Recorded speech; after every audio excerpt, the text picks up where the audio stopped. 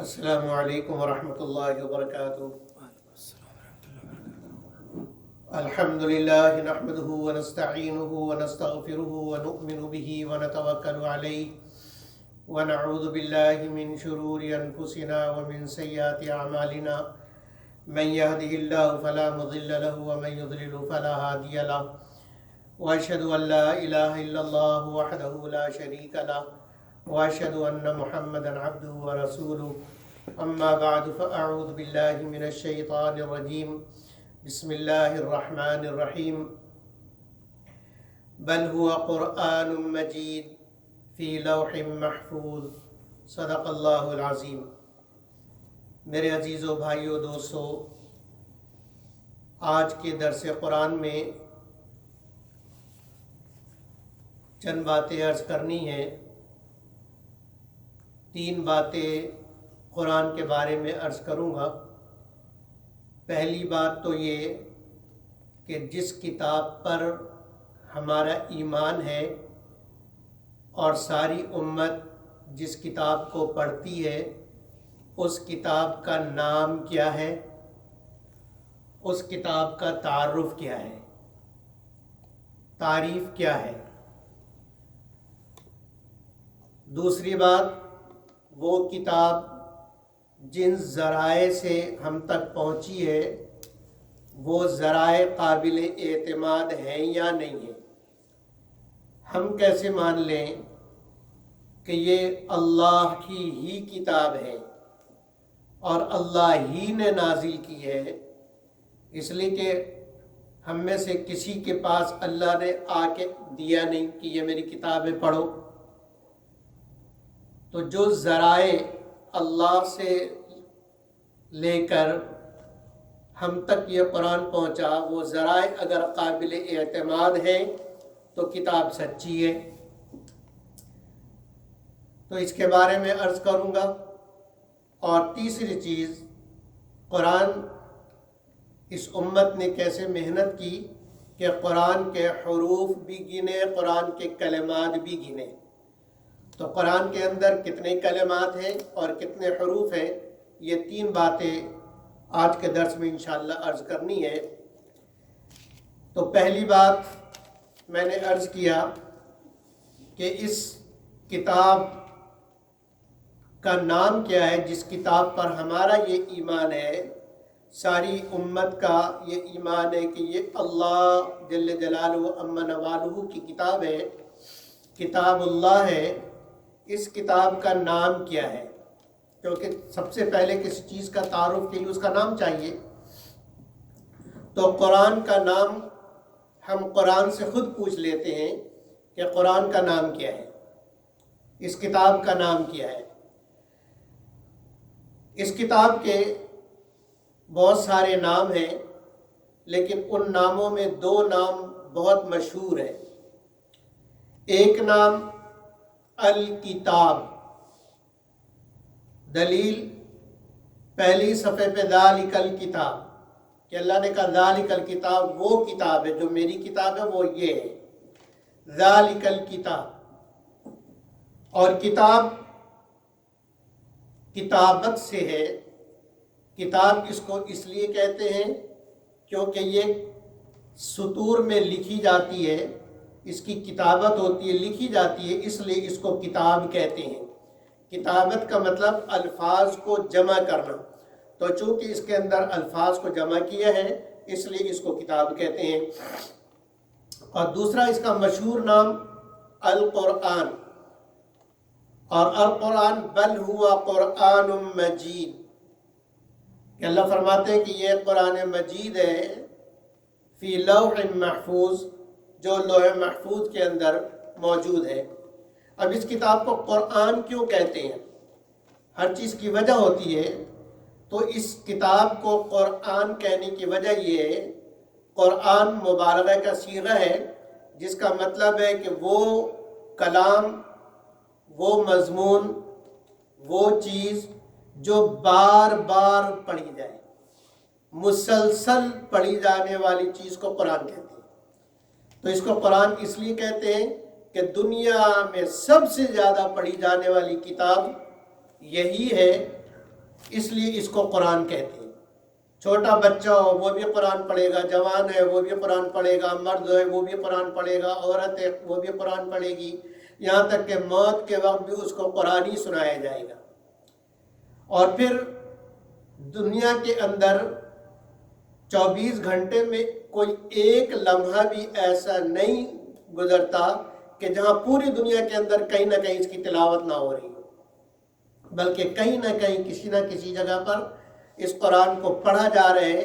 تو چونکہ سب سے زیادہ پڑھی جانے والی، سب سے زیادہ رٹی جانے والی یہ کتاب ہے، اس لیے اس کو قرآن کہتے ہیں۔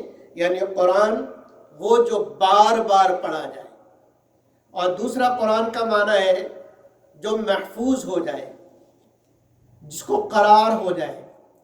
تو قرآن کو قرآن اس لیے کہتے ہیں کہ یہ سینے میں محفوظ ہو جاتی ہے، چھوٹے بچے کو بھی یاد ہو جاتی ہے، بڑوں کو بھی یاد ہو جاتی ہے۔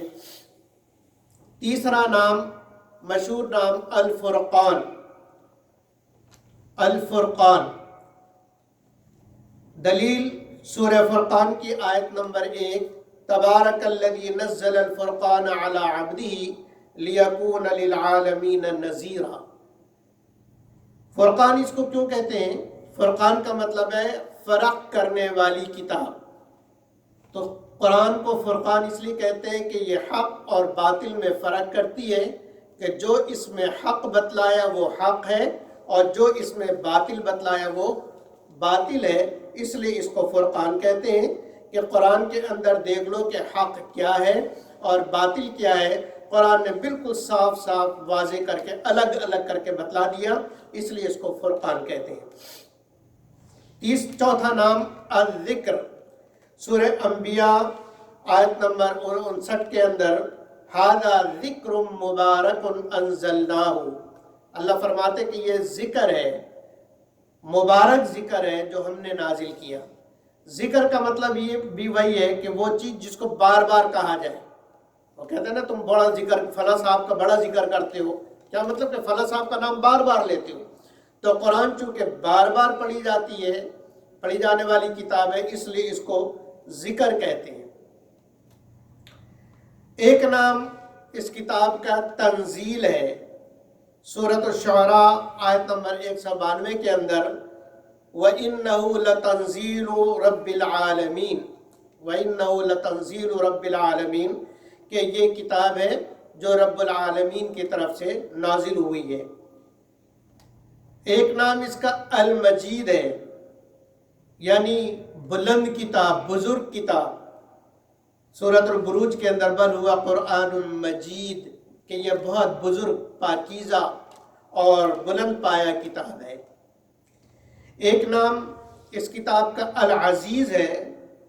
سورہ فصلت کے اندر آیت نمبر 41 میں اللہ فرماتے ہیں، وَإِنَّهُ لَكِتَابٌ عَزِیز، کہ یہ عزت والی کتاب ہے۔ اور عزیز کا ایک معنی غالب، تو یہ کتاب ساری کتابوں کے اوپر غالب ہے، اس لیے اس کو کتاب العزیز کہتے ہیں۔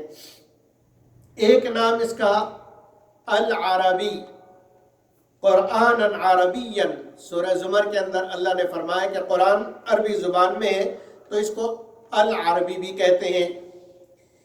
اور بھی بہت سارے نام ہیں، یہ چند نام ہیں جو قرآن حکیم کے اندر خود موجود ہے، اس لیے میں نے ان کو عرض کیا، ورنہ نام اور بھی بہت سارے علماء نے لکھے ہیں، کسی نے 50 نام، کسی نے کتنے نام اس کے شمار کیے ہیں، لیکن قرآن حکیم کے اندر جو نام ہے وہ میں نے آپ کے سامنے عرض کر دیا۔ تو پہلی بات آپ سمجھ گئے کہ اس کتاب کا نام کیا ہے۔ دوسری بات میں نے عرض کی کہ اس کتاب کا تعارف کیا ہے، تعریف کیا ہے۔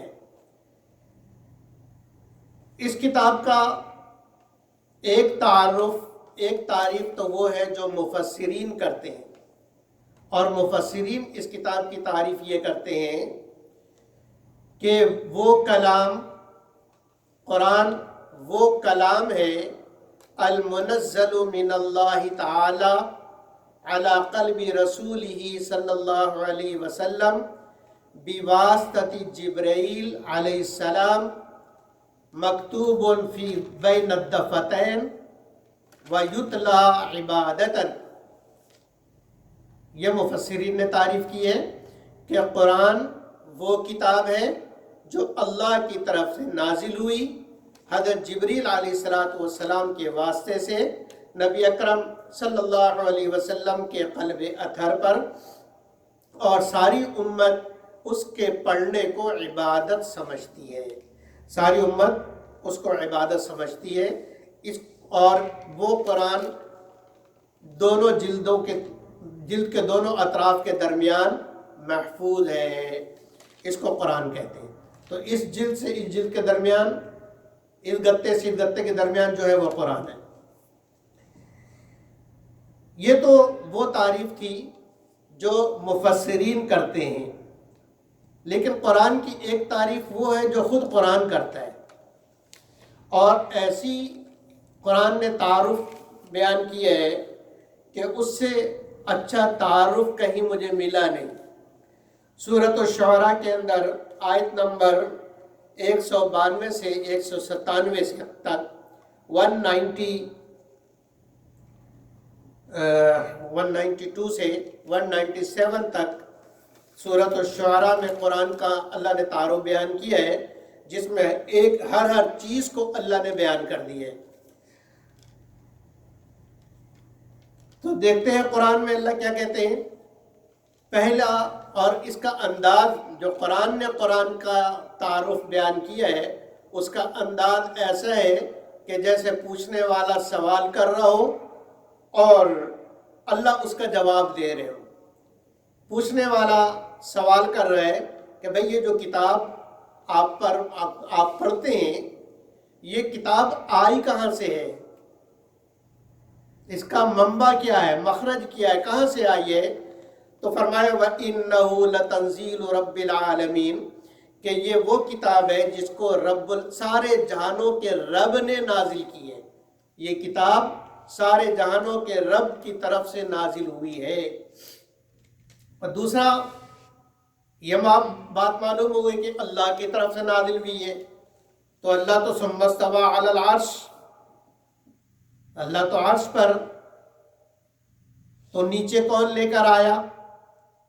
تو کہا نزل به الروح الامین، اللہ سے اس قرآن کو لے کر روح الامین یعنی جبریل علیہ السلام لے کر آئے ہیں۔ پھر سوال ہوا کہ کہاں لے کر آئے، میرے پاس تو نہیں آئے۔ تو پھر اللہ سے لے کے جبریل علیہ السلام کہاں گئے؟ تو قرآن کہتا ہے علی قلبک، اے نبی صلی اللہ علیہ وسلم آپ کے دل پر لے کر آئے۔ جبریل علیہ السلام اللہ سے قرآن آپ کے دل پر لے کر آئے۔ کیوں لے کر آئے؟ نبی صلی اللہ علیہ وسلم کے قلب اطہر پر قرآن کیوں نازل کیا؟ لِتَكُونَ مِنَ الْمُنذِرِينَ، تاکہ اے محمد صلی اللہ علیہ وسلم آپ دوسرے انبیاء علیہ السلام کی طرح آپ بھی ڈرانے والے ہو جائیں کہ دیکھو جو اس کتاب کو نہیں مانے گا، جو اللہ کو نہیں مانے گا، پھر اللہ کا عذاب اس کے اوپر آئے گا۔ اس لیے آپ اپنی قوم کو اور قیامت تک آنے والے سارے انسانوں کو ڈرائیں کہ قرآن کو مان لو ورنہ اللہ کا عذاب تم پر آئے گا۔ پھر پوچھنے والے نے پوچھا کہ دنیا کے اندر ہزاروں زبانیں ہیں، تو یہ اصل قرآن کس زبان میں آیا تھا؟ اصل قرآن کی زبان کیا تھی؟ تو قرآن نے کہا بِلِسَانٍ عَرَبِيٍّ مُبِينٍ، کہ یہ صاف ستھری واضح عربی زبان میں ہے۔ پھر پوچھنے والا پوچھتا ہے کہ یہ قرآن اللہ کی کتاب ہے، محمد صلی اللہ علیہ وسلم پر یہ کتاب آئے گی، کیا پہلے لوگوں کو بھی یہ بات معلوم تھی کہ نہیں تھی؟ پہلے صحیفوں میں بھی یہ تھا کہ نہیں تھا؟ تو کہا وَإِنَّهُ لَفِي زُبُرِ الْأَوَّلِينَ، کہ اس کا ذکر پہلی کتابوں میں بھی تھا۔ یہ قرآن ایسی نرالی نہیں کہ بس صرف پہلی بار آئی ہے، اللہ کی طرف سے کتابیں آتی رہی ہیں اور ان کتابوں میں قرآن کا ذکر بھی آتا رہا ہے۔ اس کی دلیل کیا ہے؟ تو کہا اولم یکن لہم آیۃ ان یعلمہ علماء بنی اسرائیل، کہ کیا تمہارے لیے یہ دلیل کافی نہیں ہے، یہ نشانی کافی نہیں ہے کہ ابھی بھی بنی اسرائیل کے جو تم سے پہلے قوم تھی بنی اسرائیل تم ان سے ان کے علماء تو پوچھو، وہ بھی بتائیں گے کہ ہاں ہماری کتاب میں موجود ہے کہ مکہ میں ایک نبی آئے گا، وہ ہجرت کر کے مدینہ جائے گا، اس کے اوپر قرآن نازل ہوگا، اس کے خلفاء یہ ہوں گے، پہلا خلیفہ یہ ہوگا، دوسرا یہ ہوگا، ہر چیز ان کی کتابوں میں لکھی۔ تو یہ قرآن کا تعارف خود قرآن نے کیا کہ قرآن وہ کتاب ہے جو رب العالمین نے نازل کی ہے جبریل علیہ السلام کے ذریعے سے آپ کے نبی اکرم صلی اللہ علیہ وسلم کے قلب اطہر پر۔ اور قرآن کا مقصد یہ ہے کہ نبی صلی اللہ علیہ وسلم ساری دنیا کے انسانوں کو اللہ کے عذاب سے ڈرائیں، اور عربی زبان میں، کیونکہ اس کے پہلے مخاطب، پہلے سمجھنے والے عربی تھے، صحابہ عربی بولتے تھے، اس لیے عربی زبان میں آیا، اور اس کا ذکر، اس کی تصدیق پہلی کتابوں کے اندر بھی موجود ہے، یعنی پہلی کتابیں بھی اس بات کی تصدیق کرتی ہیں کہ قرآن اللہ کی کتاب ہے، اور اس علماء بنی اسرائیل کے علماء بھی اس بات کی تصدیق کرتے ہیں۔ تو یہ قرآن کا تعارف قرآن سے۔ لیکن پھر اللہ کو معلوم تھا کہ بعد میں اعتراض کرنے والے آئیں گے اور کسی نہ کسی بات پہ اعتراض کریں گے، اللہ پہ اعتراض تو نہیں کر سکتے، تو اس لیے اس کے جواب دینے کی ضرورت ہی کوئی نہیں، کیونکہ اللہ کو یہ پہچان ہی نہیں سکتے، اللہ کو انہوں نے دیکھا نہیں۔ ان کا اعتراض یا تو جبریل علیہ السلام پر ہوگا یا نبی اکرم صلی اللہ علیہ وسلم کے ذات اقدس پر ہوگا۔ تو اللہ جل جلالہ عما نوالہ نے اس کا بھی جواب دے دیا تاکہ کتاب بالکل صاف ستھری ہو کر شک، ہر قسم کے شک و شبہ سے بالا تر ہو کر امت کے سامنے اور لوگوں کے سامنے آ جائے۔ اس لیے اللہ رب العزت نے ان اعتراضات کے جواب سورہ تکویر کے اندر دیا جو اعتراض جبریل علیہ السلام پر ہو سکتا تھا یا نبی اکرم صلی اللہ علیہ وسلم پر قرآن کے سلسلے میں ہو سکتا تھا، ان سب کا جواب خود قرآن نے دے کر معترضین کا منہ کو بند کر دیا۔ اور جواب دینے سے پہلے اللہ نے 3 قسمیں کھائیں، 3 قسمیں کھا کر جوابات شروع کیا۔ فلا اقسم بالخنس الجوار الکنس واللیل اذا عسعس والصبح اذا تنفس، یہ 3 قسمیں کھائیں۔ اور پھر اس کے بعد پہلا اعتراض کہ یہ جو آپ نے نام لیا کہ جبریل لے کر آیا ہے، اس جبریل کا اپنا اسٹیٹس کیا ہے، یہ خود کس کیٹیگری کا ہے؟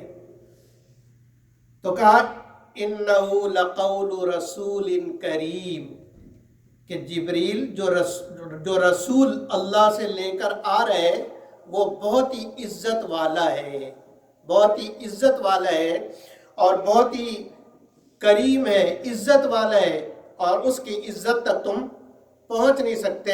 یعنی کریم اس کو کہتے ہیں جو اپنے لوگوں میں سب سے زیادہ عزت والا ہو۔ تو کہا جبریل کو کریم کہا کہ فرشتوں میں سب سے زیادہ عزت والا جبریل علیہ السلام ہے۔ تو یہ جبریل علیہ السلام کا رتبہ اور گویا کہ آپ کا مرتبہ ہے۔ پھر اعتراض کرنے والے نے اعتراض کیا کہ ٹھیک ہے، جبریل علیہ السلام کی ذات بڑی بابرکت، بڑی عزت والی اور بڑے، یعنی فرشتوں میں ان کا بڑا مقام ہے، لیکن جب وہ اللہ کا پیغام وہاں سے لے کر چلے 7ویں آسمان سے، تو درمیان میں تو کروڑوں اربوں فرشتے ملے، تو ایسا تو نہیں کہ کسی فرشتے نے زبردستی زور سے اس کلام کے اندر تبدیلی کر دی ہو، اس کلام کے اندر تبدیلی کر دی ہو۔ تو اللہ فرماتے ذی قوت، کہ جبریل علیہ السلام پر کوئی زبردستی کر نہیں سکتا۔ کیوں؟ اس لیے کہ ذی قوت، جبریل علیہ السلام خود بڑی قوت، بڑی طاقت والے ہیں۔ عند ذی العرش مکین، جو عرش پر رہتے ہیں جو فرشتے، ان میں سب سے زیادہ طاقتور اور سب سے زیادہ قوت والے جبریل علیہ السلام ہیں۔ پھر تو اب طاقت والی بات ختم ہو گئی، کوئی زور زبردستی جبریل علیہ السلام پر نہیں کر سکتا۔ لیکن اگلا اعتراض کہ زور زبردستی تو کوئی نہیں کر سکتا، یہ تو ہو سکتا ہے کہ جبریل علیہ السلام کسی کے تابع ہو جائیں، کسی کی اطاعت کر لیو، کسی کی بات مان لیو، اور کوئی ایسا ہو جس کی بات جبریل علیہ السلام مانتے ہوں تو اس کی بات مان کر آپ تبدیل کر دیا ہو۔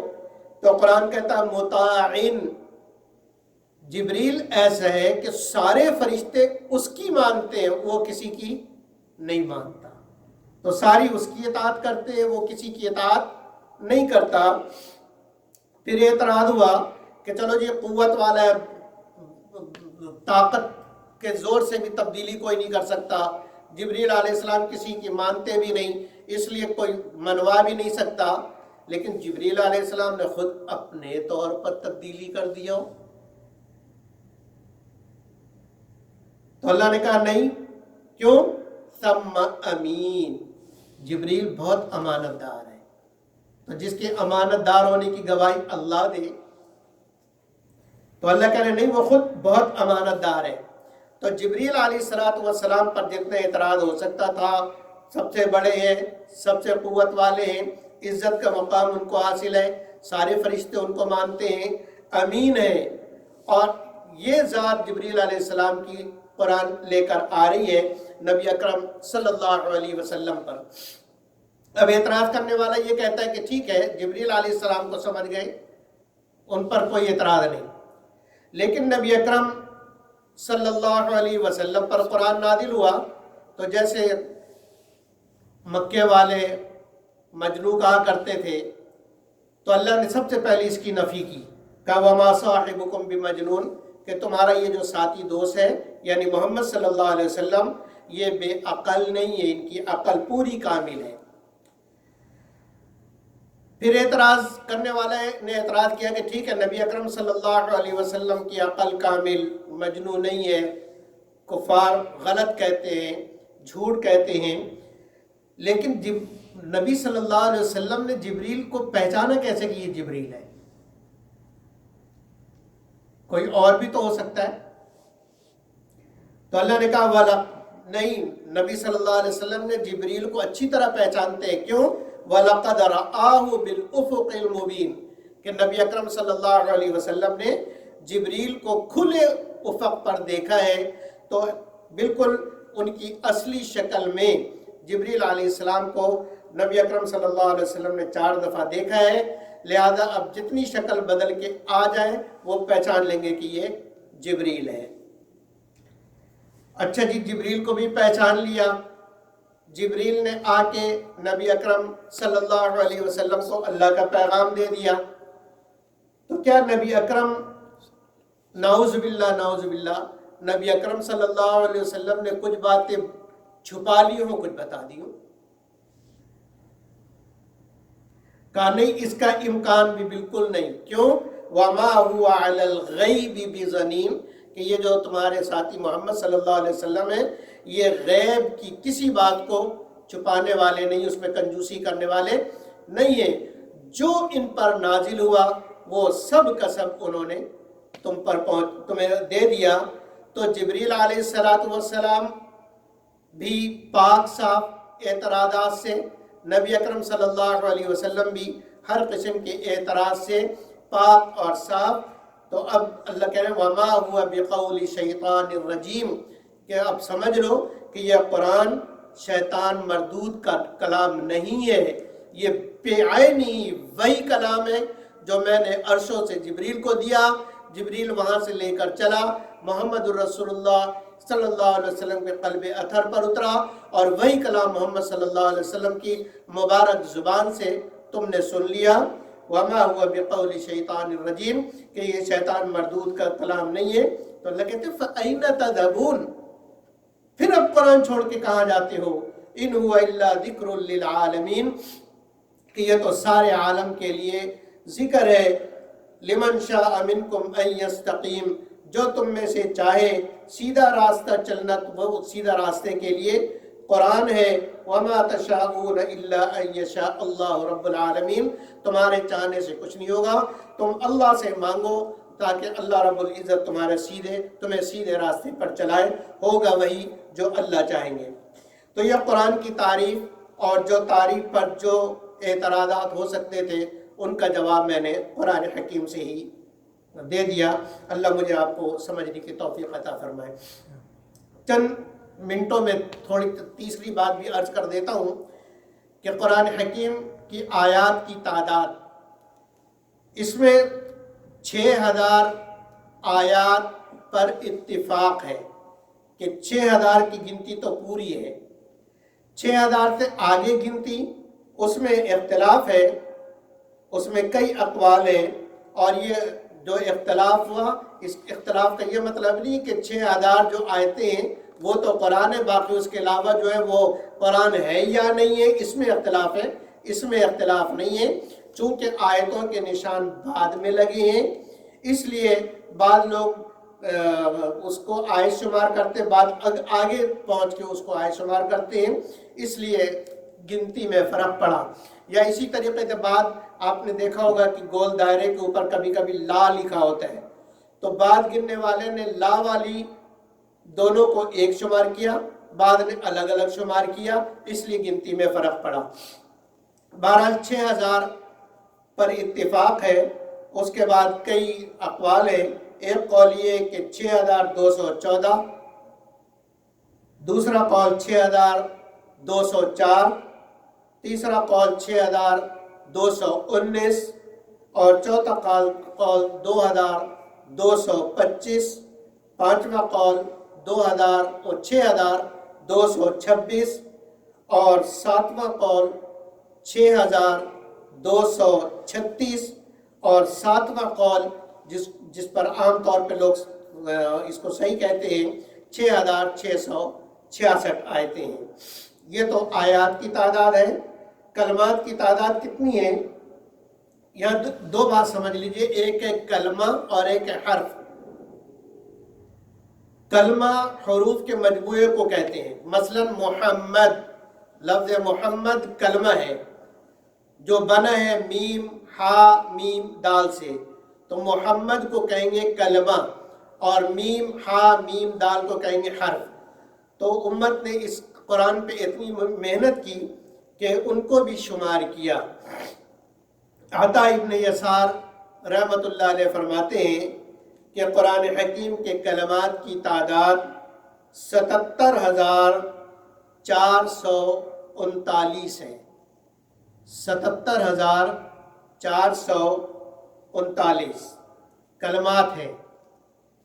حروف کی تعداد میں مختلف اقوال ہیں۔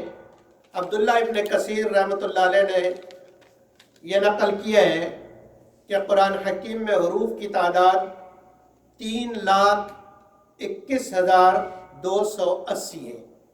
ایک قول، پہلا قول قرآن مجید میں حروف 3,21,280۔ دوسرا قول فضل ابن یسار رحمۃ اللہ علیہ کا ہے، انہوں نے گنا تو انہوں نے فرمایا کہ 3,23,015 حروف ہیں۔ سلام ابو محمد الحمانی نے گنا اور گن کے انہوں نے کہا کہ 3,40,740 حروف ہیں۔ تو ہر ایک کی گنتی میں فرق ہو گیا، اس سے قرآن میں کوئی فرق نہیں پڑتا، اور قرآن میں کوئی کمی بیشی نہیں ہوتی۔ گننے میں ہو سکتا ہے کہ کبھی کسی نے غلطی سے کسی چیز کو چھوڑ دیا ہو، یا یہ اختلاف اس وجہ سے بھی ہو سکتا ہے کہ مثلا اللہ الف لام لام ہے ہاں، لیکن جب کہتے اللہ تو لام کے اوپر کھڑا زبر ہے، اور کھڑا زبر الف کے قائم مقام ہوتا ہے، تو کسی گننے والے نے الف لام لام ہے کو گنا، کھڑا زبر کو حرکت ہونے کی وجہ سے چھوڑ دیا، دوسرے نے الف لام لام الف ہے کو شمار کیا، کیونکہ کھڑا زبر الف کے قائم مقام ہوتا ہے تو گنتی میں فرق پڑ گیا. ایک گنتی کے اعتبار سے اللہ کے 4 حروف، ایک گنتی کے اعتبار سے 5 حروف ہے. تو قرآن میں جو گنتی کا اختلاف ہوا وہ اس اختلاف کی وجہ یہ ہے. بہرحال یہ اصلی قرآن ہے جو اللہ کی طرف سے جبریل علیہ السلام کے واسطے سے نبی اکرم صلی اللہ علیہ وسلم کے قلب اطہر پہ نازل ہوا، اور پھر نبی اکرم صلی اللہ علیہ وسلم نے امت کو سکھایا، اور سینہ بسینہ منتقل ہوتے ہوتے بالکل اپنی اصلی حالت میں قرآن ہم تک پہنچ گیا، اور قیامت تک اسی اصلی حالت میں قرآن رہے گا. اللہ تعالیٰ مجھے اور آپ کو عمل کرنے اور پڑھنے، حفظ کرنے، یاد کرنے، بچوں کو پڑھانے کی توفیق عطا فرمائے. وآخر دعوانا ان الحمد للہ رب العالمین. سبحانک اللہم و بحمدک ونشہد ان لا الہ الا انت نستغفرک ونتوب